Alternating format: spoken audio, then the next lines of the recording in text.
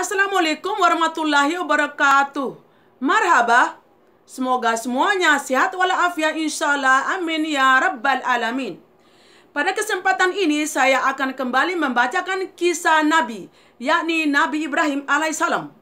Kalau antum menyukai dengan kisah-kisah Nabi, usahakan nonton video ini sampai akhir. Karena dari perjalanan kisah Nabi Ibrahim ada hikmah, pelajaran, dan pengetahuan kita dapatkan. Dan kisah ini saya ambil dari kitab suci Al-Quran. Semoga bermanfaat untuk semuanya. Dan terima kasih telah mau menonton video ini. Nabi Ibrahim alaihissalam adalah Nabi ke-6 dari 25 Nabi yang tercantum di dalam kitab suci Al-Quran. Juga Nabi Ibrahim adalah merupakan salah satu dari 5 orang Nabi yang bergelar Ulul Azmi dari Allah Subhanahu Wa Ta'ala. Di antara nabi-nabi yang bergelar ulul azmi di antaranya adalah Nabi Nuh, Nabi Musa, Nabi Ibrahim, Nabi Isa, dan Nabi Muhammad sallallahu alaihi wasallam. Gelar ulul azmi adalah yang artinya nabi-nabi yang banyak menderita dan banyak cobaan dari perlawanan dan cemoohan, hinaan dari umatnya di saat menyampaikan dakwah agama Allah. Namun tetap sabar, gigih di saat menjalankan kewajibannya sebagai seorang rasul untuk menegakkan agama Allah Subhanahu wa Ta'ala. Nabi Ibrahim dilahirkan di zaman jahiliyah dan lahir dari seorang ibu bernama Umaylah atau Amilah di daerah Babilonia di Irak kuno yang sekarang menjadi negara Irak, dan ayahnya bernama Azar, seorang ahli pembuat patung-patung berhala. Jadi Nabi Ibrahim dilahirkan di tengah-tengah masyarakat yang musyrik dan kufur yang menyembah berhala pada kekuasaan seorang raja yang zalim yang mengaku dirinya sebagai Tuhan bernama Raja Namrud. Di dalam pemerintahnya, Raja Namrud tidak mempunyai undang-undang hukum dan menjalankan pemerintahannya sewenang-wenang sesuka hatinya. Ada riwayat yang menceritakan bahwa Raja Namrud suatu ketika bermimpi akan ada seorang anak yang dapat menghancurkan atau menggulingkan kekuasaannya. Dan sejak dia bermimpi itu, membuat aturan atau memerintahkan untuk membunuh setiap ada bayi laki-laki yang baru lahir. Begitu Nabi Ibrahim lahir, orang tuanya menyembunyikannya di sebuah gua di dalam hutan. Dengan seizin Allah, dapat hidup dengan selamat, tidak diganggu oleh binatang-binatang buas. Tempatnya sangat jauh dari pemukiman penduduk. Dan sejak kecil hingga dewasa, Nabi Ibrahim terpelihara dari segala syirik dan maksiat. Hidayah Allah sudah ada pada dirinya, sehingga Nabi Ibrahim banyak sekali berfikir dan termenung karena melihat berhala-berhala yang dibuat kaumnya itu dipuja dan disembah. Kemudian timbul dalam hati dan pikirannya, kenapa berhala-berhala yang tidak bisa berbuat apa-apa dipuja dan disembah oleh kaumnya?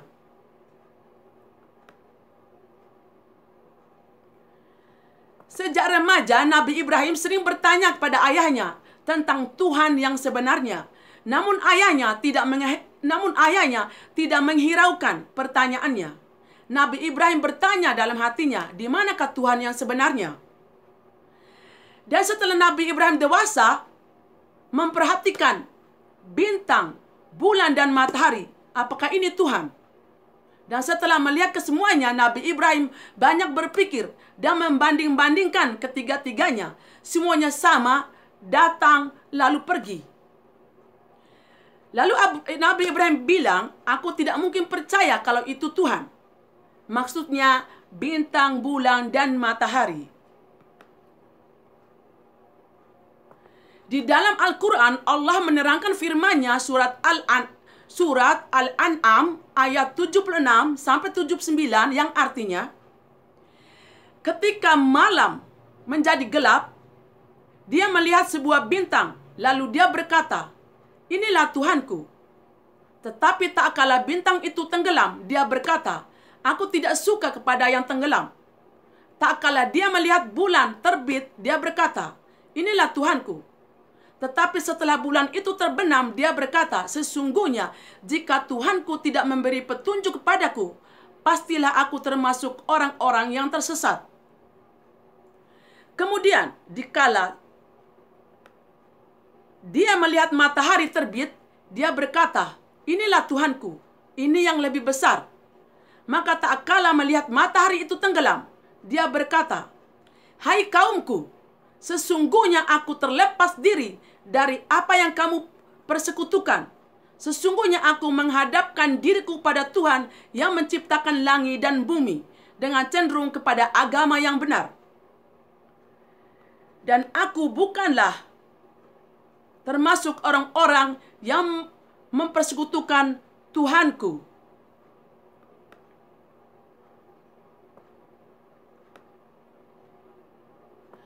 Nabi Ibrahim menyadari kesia-siaan patung-patung berhala itu, sehingga dia berusaha menyadarkan dengan sering memberi nasihat pada kaumnya dan menyebarkan dakwah tentang Tuhan pencipta alam semesta ini yang sesungguhnya. Surat Al-An'am ayat 74 yang artinya, dan ingatlah di waktu Ibrahim berkata kepada bapaknya Ajar, pantaskah kamu menjadikan berhala-berhala sebagai Tuhan? Sesungguhnya aku melihat kamu dan kaummu dalam kesesatan yang nyata.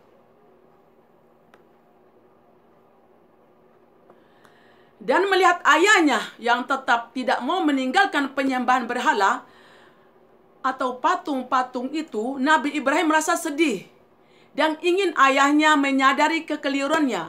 Namun, Nabi Ibrahim berusaha sering kali berulang-ulang memperingatkan ayahnya. Namun sang ayah tetap kukuh pada pendiriannya. Walaupun sering dinasihati oleh Nabi Ibrahim, ayah dan kaumnya tetap membangkang dan terus-menerus menyembah berhala, patung-patung buatan mereka sendiri. Surat Al-Anbiya ayat 52-57 yang artinya, ingatlah ketika Ibrahim berkata kepada bapaknya dan kaumnya, patung-patung apakah ini yang kamu tekun beribadah kepadanya? Mereka menjawab, kami mendapati bapak-bapak kami menyembahnya. Ibrahim berkata, sesungguhnya kamu dan bapak-bapakmu berada dalam kesesatan yang nyata. Mereka menjawab, apakah kamu datang kepada kami dengan sungguh-sungguh atau termasuk orang-orang yang bermain-main? Nabi Ibrahim berkata, sebenarnya Tuhan kamu ialah Tuhan langit dan bumi yang telah menciptakannya. Dan aku termasuk orang yang dapat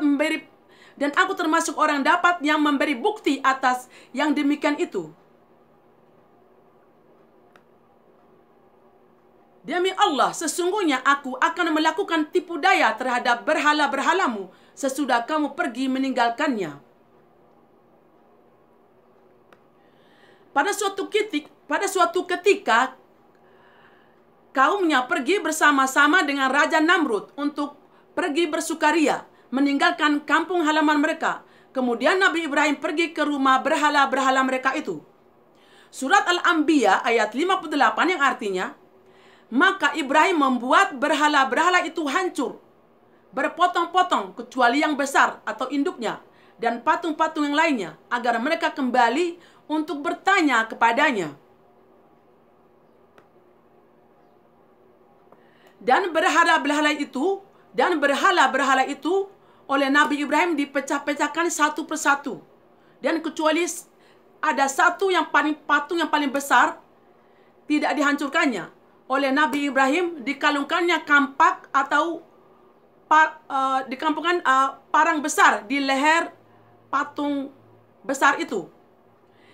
Dan setelah itu Nabi Ibrahim meninggalkan tempat itu. Ketika mereka semua pulang dari berusaha bersukaria, langsung menuju tempat berhala mereka. Betapa kaget dan terkejutnya Raja Namrud dan kaumnya ketika melihat Tuhan berhala mereka hancur, pecah, berantakan.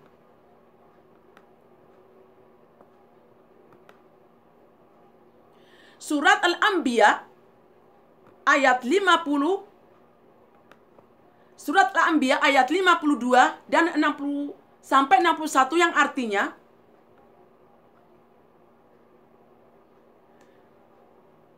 mereka berkata, siapakah yang melakukan perbuatan ini terhadap Tuhan-Tuhan kami? Sesungguhnya dia termasuk orang-orang yang zalim. Mereka berkata, kami dengar ada seorang pemuda yang menghancurkan berhala-berhala itu yang bernama Ibrahim. Mereka berkata, kalau demikian, bawalah dia dengan cara yang dapat dilihat oleh orang banyak, agar menyaksikan. Mereka bertanya, apakah kamu yang melakukan perbuatan ini terhadap Tuhan-Tuhan kami, hai Ibrahim? Nabi Ibrahim menjawab, bukan, tapi dipecahkan oleh berhala yang besar itu. Dan lihat buktinya, kampak memukul masih ada tergantung di lehernya. Surat Al-Anbiya ayat 63 yang artinya, Nabi Ibrahim menjawab, sebenarnya patung yang besar itulah yang melakukannya. Maka tanyalah kepada berhala itu, jika dia dapat berbicara. Mendengar jawaban Nabi Ibrahim itu, Raja Namrud tambah marah. Seraya berkata, mana mungkin berhala itu dapat berbuat sesuatu? Lalu Nabi Ibrahim berkata, kalau begitu, kenapa engkau sembah berhala yang tidak dapat berbuat apa-apa itu? Setelah mendengar perkataan Nabi Ibrahim itu, berpikirlah oleh mereka bahwasannya berhala-berhala itu tidak bisa berbicara. Dan patung-patung berhala itu tidak dapat berbicara kepada mereka. Orang-orang setelah mendengarkan jawaban dari Nabi Ibrahim pada kaget dan terkejut.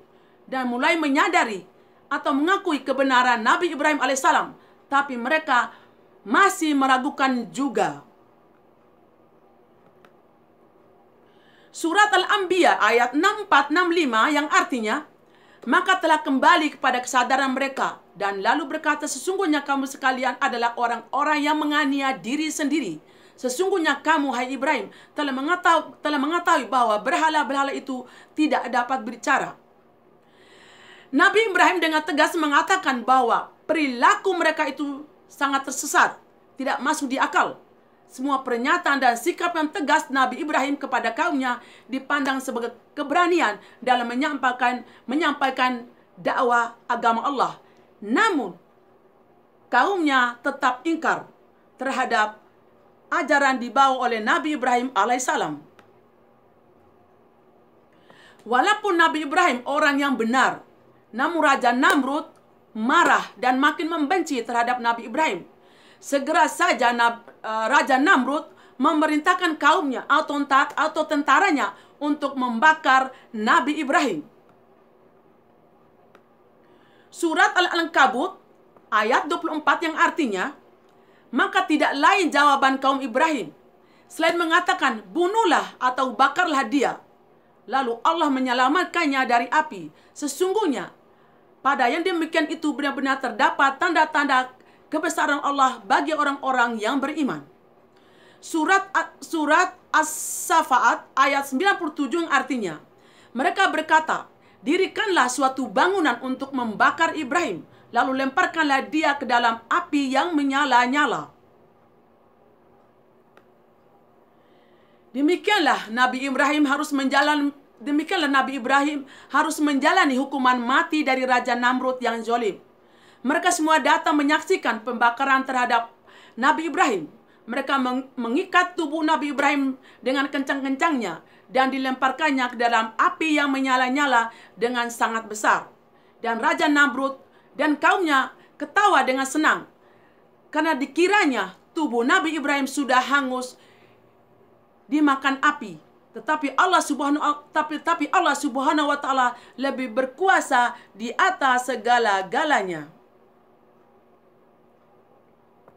Kobaran api yang sangat hebat tidak sedikit pun membakar tubuh Nabi Ibrahim.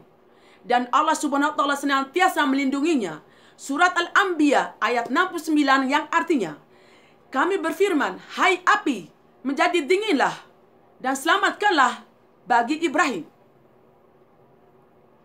Tiba-tiba keluarlah Nabi Ibrahim dari dalam tempat pembakaran api itu dengan selamat. Dan sejak kejadian itu, dan semua kaum itu kaget dan terkejut melihat keajaiban terhadap Nabi Ibrahim yang dibakar tapi tidak terbakar. Sejak kejadian itu Nabi Ibrahim selamat dari api. Sebagian kaumnya ada yang mengikuti ajaran Nabi Ibrahim dan ada juga masih tersesat mengikuti Raja Namrud yang zalim.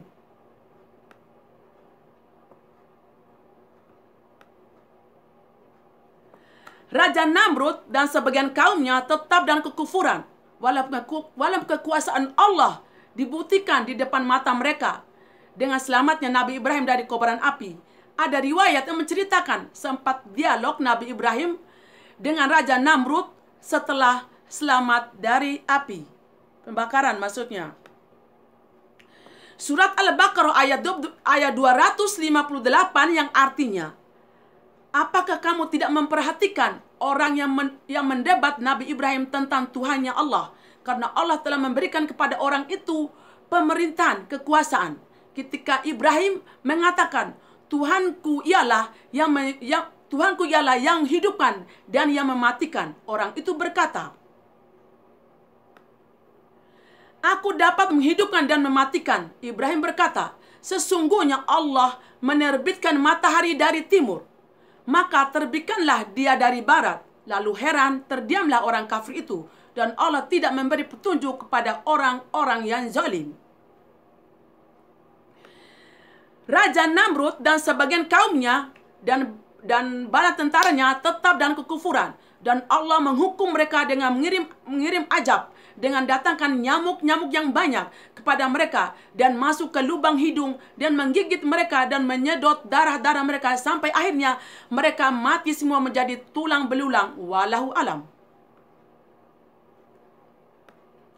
Nabi Ibrahim dan kaumnya yang beriman pindah dan hijrah dari tempat itu.